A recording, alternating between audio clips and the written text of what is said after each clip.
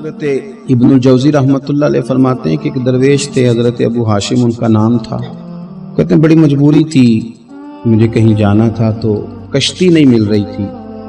اچانک ایک کشتی گزرنے لگی تو میں بھی سوار ہونے لگا تو ملاح نے مجھ سے کہا کہ یہ ایک صاحب بیٹھے ہیں، بڑے امیر ہیں، ساتھ ان کی کنیز ہے، انہوں نے مجھ سے بک کر لی ہے ساری کی ساری، کی عقیدہ سی سالم کرا لیا ٹانگا،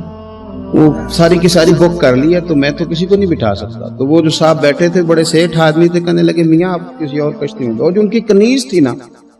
وہ کہنے لگی چہرے سے کوئی نیک آدمی لگتا ہے، چلو اتنی سواریوں کی جگہ ہے، کسی کونے خدرے میں بیٹھ جائے گا، ہمارا کیا جائے گا۔ کہا اچھا چلو آ جاؤ۔ کہتے میں کونے میں بیٹھ گیا، تھوڑا رستہ آگے گیا، انہوں نے کھانے کا سامان نکالا، مجھے بھی کھلایا، لیکن کھاتے کھاتے میری نظر پڑی تو اس میں تو شراب کے برتن بھی تھے معاذ۔ پھر اس شخص نے کھانا کھانے کے بعد اس کنیز سے کہا کہ مجھے معاذ اللہ گانا سناؤ، وہ گانے گانے لگی، یہ میری طرف متوجہ ہونے لگا، مجھے کہنے لگا سنو، میں نے کہا میں یہ نہیں سنتا۔ پھر میری طرف شراب بڑھائی، میں نے کہا میں نہیں پیتا، تو کہنے لگا تو کیا سنتا ہے، تو کیا سنتا ہے، تو کہنے لگے میں سناؤں کیا سنتا ہوں۔ کہا سنائیے، فرماتے میں نے قرآن پاک پڑھنا شروع کر دیا۔ کچھ لوگ، میں آپ کو یقین سے کہتا ہوں، کچھ لوگ ایسے ہیں ان کی زندگی دور گزر گئی ہے مسجد سے، انہیں کو بندہ چاہیے جو تھوڑا سا جا کے پیغام حق سنائے۔ ان کو پتہ ہی نہیں ہے کہ دین میٹھا کتنا ہے، حسین کتنا ہے، قرآن میں چاشنی کتنی ہے، سرکار کی تعریف کا، نعت خوانی کا رنگ کتنا شاندار ہے۔ میرا یہ ماننا ہے کہ جسے رب رسول کے رنگوں کی خوشبو کا پتہ چل گیا نا، پھر دنیا کا کوئی اور رنگ اسے اپنی طرف مائل کر ہی نہیں سکتا، سوال ہی پیدا نہیں ہوتا۔ کچھ لوگوں نے سونگا نہیں ہے، آئے نہیں ہیں، قریب نہیں آئے۔ شیخ ابو ہاشم کہتے ہیں مجھے کہنے لگا سناؤ نا، امیر آدمی تھا، کبھی اس طرف گیا ہی نہیں تھا، ڈھیروں لوگ ہیں جو نہیں مسجد جاتے۔ الہاکم التکاثر حتی زرتم المقابر، اللہ فرماتے ہیں کہ تمہیں دولت کی ہرس نے اتنا عجیب الجھا دیا کہ قبروں تک پہنچ گئے تھے۔ بہت سارے لوگ ہیں قبر میں چلے جاتے ہیں، مسجد میں نہیں آتے۔ تو کہتے ہیں میں نے اسے چند آیتیں سنائیں، اس کی تو کیفیت ہی بدل گئی۔ کہنے لگا مولانا زندگی بڑی گناہوں میں گزری ہے، اب توبہ کر لوں تو مالک معاف کر دے گا؟ کارنامے خطرناک ہیں، پیچھے رجسٹر کالا سیاہ، معافی ہو جائے گی۔ دولت بڑی تھی تو پھر ہم نے بھی شراب کباب شباب میں اڑا دی ساری، معاف کر دے گا؟ تو کہتے ہیں میں نے کہا ہو بندے کے آنے کی دیر ہے، اس کی رحمت تو فوراً ہی قبول کر لیتی ہے۔ ویسے بھی عدل کریں تے تھر تھر کمبن، اونچیاں شانہ والے تجھے فضل کریں تے پھر تے بخشے جامن میرے جے منہ کالے۔ کہتے اس نے اس کنیز کو آزاد کیا، دولت اللہ کی راہ میں خیرات کی، 40 سال میرے ساتھ رہا۔ پھر میں نے اس کی زبان سے سوائے خیر کے جملہ نہیں سنا، ایک کی بات کرتا تھا، کہتا تھا شیخ کاش آپ مجھے تھوڑا پہلے مل جاتے، زندگی سے یہ گلا ہے کہ تو ذرا دیر سے ملا ہے، پہلے مل جاتے نا تو شاید میری زندگی کچھ اور دن بن جاتے، تھوڑی دیر اللہ والے کی صحبت۔ آپ فرماتے ہیں پھر وہ 40 سال کے بعد میرے سامنے انتقال ہوا، میں نے ہی دفن کیا، میں نے ہی قبر میں اتارا، جنازے کا اہتمام بھی میں نے ہی کیا۔ میرا یار تھا، دل لگ گیا تھا، پیار ہو گیا، میں پریشان رہتا۔ ایک دن خواب میں مل کے مجھے کہنے لگا فکر نہ کر، میں نے اپنے رب کو بڑا ہی مہربان پایا ہے، میں نے اسے بڑا کریم پایا ہے، معاف کرنے والا پایا ہے، درگزر کرنے والا پایا ہے، اس نے فضل فرما دیا، میرے گناہوں پر اس کے عفو و درگزر کا قلم چل گیا ہے، اور میرے حق میں جو فیصلہ آیا ہے وہ رحمت والا ہی آیا ہے۔ جو لوگ کہتے ہیں نا میرا دل نہیں بدلتا، جو لوگ کہتے ہیں میری کیفیت نہیں بدلتی، ذوق نہیں آتا، تو یہ حدیث بتاتی ہے کہ ذوق بھی کوئی خاص صحبت میسر آئے تو پھر ہی قائم رہتا ہے۔ وہ جو محبوب علیہ السلام نے فرمایا نا کہ اللہ کا بندہ وہ ہے جسے دیکھو تو رب یاد آ جائے۔ خاص لوگ ہوتے ہیں جن کی صحبت میں بیٹھنے سے انسان کا دل اللہ سے جڑتا ہے، رسول اللہ صلی اللہ علیہ وسلم سے جڑتا ہے، دین پر عمل کرنے کو طبیعت چاہتی۔ ایسے لوگوں کی صحبت کتنی مفید ہے وہ ہمیں اس حدیث سے عکس کرنا ہے۔ حضرت حنظلہ رضی اللہ تعالیٰ عنہ اور مرکز وفا اور اس امت کے ادب اور عشق میں استاد حضرت ابو بکر صدیق رضی اللہ تعالیٰ عنہ، یہ دونوں حضور کی بارگاہ میں گئے، انداز کا اختیار کیا، کہنے لگے یا رسول اللہ صلی اللہ علیہ وسلم، ہمارے دل کی تو کیفیات دو قسم کی ہیں حضور، جب ہم آپ کے پاس ہوتے ہیں نا، جنت اور دوزخ کا ذکر سنتے ہیں، ہمیں یوں لگتا ہے جنت اور دوزخ ہماری آنکھوں کے سامنے، دل کے اندر فوراً جذبات ابھر آتے ہیں کہ اب ہر خیر کا کام کرنا ہے، اب جنت ہی کی طرف مائل ہونا ہے، ہماری قلبی کیفیات، ہماری باطنی کیفیت بدل جاتی، نور علی نور ہو جاتا ہے سارا کچھ۔ لیکن حضور جب ہم آپ کی بارگاہ سے اٹھ کے گھر جاتے ہیں، بال بچوں کے پاس جاتے ہیں، تو پھر وہ حال نہیں رہتا، یا رسول اللہ صلی اللہ علیہ وسلم یہ کیا ہے؟ تو محبوب نے کیا فرمایا؟ آپ یقین کریں جو اہل طریقت اور تصوف ہے نا،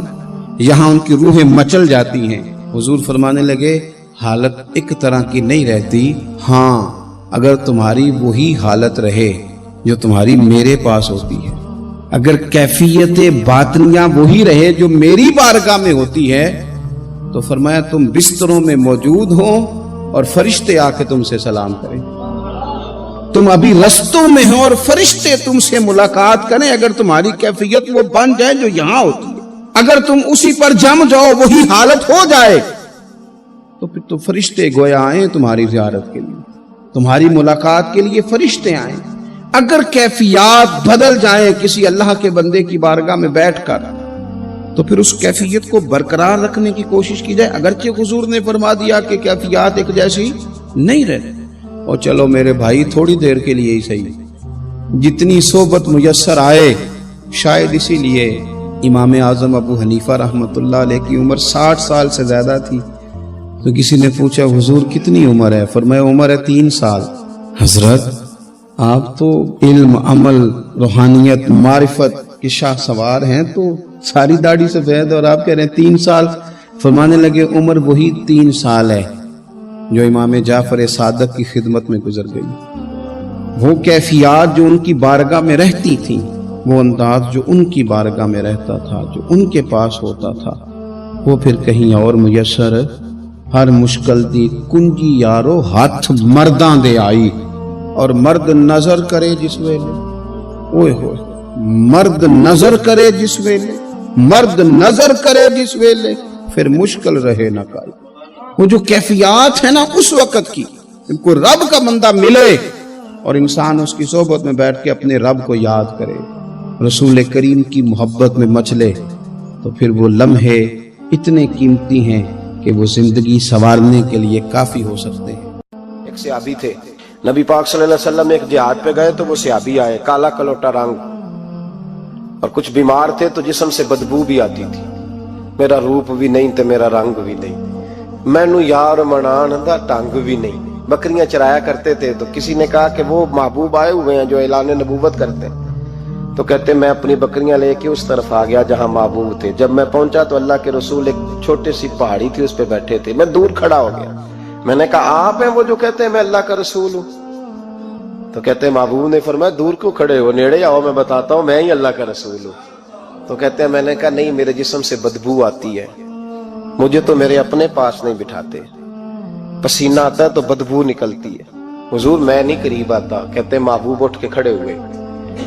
حضور قدم آگے بڑھاتے تو میں پیچھے بڑھاتا، حضور آگے میری جانب چلتے تو میں پیچھے ہوتا۔ فرماتے محبوب تیز دوڑے اور میرے قریب آئے تو نبی پاک علیہ السلام نے مجھے بغل گیر کر لیا۔ جب محبوب پاک علیہ السلام نے مجھے سینے سے لگایا اور کالا سیاہ میرا ماتھا اور اس پر پسینہ اور بدبو، کہتے ہیں محبوب نے جب میرے ماتھے پر بوسہ دیا تو میرا چہرہ بڑا کالا تھا پر میرا دل سارا نور سے معمور ہو گیا، اور میرے اندر سے آواز آنے لگی یہ جھوٹے نہیں، یہ اللہ کے سچے رسول ہے۔ فرماتے میں کلمہ پڑھ گیا۔ محبوب سے کہا حضور بکریوں کا کیا کروں؟ فرمایا جس کی ہیں ادھر ہانک دے وہ لے جائے۔ کہتے ہیں بکریاں چلی گئی، میں نے کہا میرے لیے کیا حکم ہے؟ تو حضور نے فرمایا یہ تلوار ہے، وہ گھوڑا ہے، وہ میدان ہے، جہاد کر۔ کوئی وضو نہیں، کوئی غسل نہیں، کوئی نماز نہیں، کوئی سجدہ نہیں، تلوار لی، میدان میں نکلے، جہاد شروع ہوا، چند منٹ گزرے کہ شہید ہو گئے۔ صحابہ کہتے ہیں اللہ کے رسول ان کے سرانے کھڑے ہوئے، حضور کی آنکھوں میں آنسو، فرمانے لگے یہ بندہ دیکھو، اس نے عمل تھوڑا کیا ہے پر اجر زیادہ لے گیا ہے، عمل تھوڑا کیا پر اجر فرمایا ابھی کلمہ پڑھا، ابھی شہید ہوا ہے، اور حوریں ساری جنت کے دروازے کھول کے کھڑی ہیں، جیسے روح جائے گی اللہ فوراً ہی جنت عطا فرما دے گا، اس کی قبر بقائے نور بن جائے گی۔ ایک شاعر تھا تو وہ کہتا میرے گاؤں میں میلہ لگا ہوا تھا، کہتے میلہ لگا ہوا تھا تو ہر چیز بک رہی تھی، میرا بھی کچھ خریدنے کو دل چاہا تو میں ڈھونڈنے لگا، میں گلی گلی آواز، میلے میں آواز دینے لگا، میں نے کہا لوگوں مجھے کھلونے نہیں چاہیے، مجھے کوئی ایک مخلص بندہ چاہیے، میں غریب ماں کا بیٹا ہوں، بکارن کا بیٹا ہوں، تو مجھے نہ بس کوئی ایک بندہ مخلص مل جائے، ایک مخلص مل جائے۔ تو وہ شاعر کہتے ہیں اس سال میرے گاؤں کے میلے کی بھیڑ میں، اس سال میرے گاؤں کے میلے کی بھیڑ میں جو گم ہوا وہ ایک بھکارن کا لال تھا، اس فقیر کو تلاش تھی متاع خلوص کی، اور مخلوق چپ رہی کہ یہ مشکل سوال تھا، مخلوق چپ رہی کہ یہ، اور بھکارن کا لال کہتا تھا ایک مل جائے مخلص۔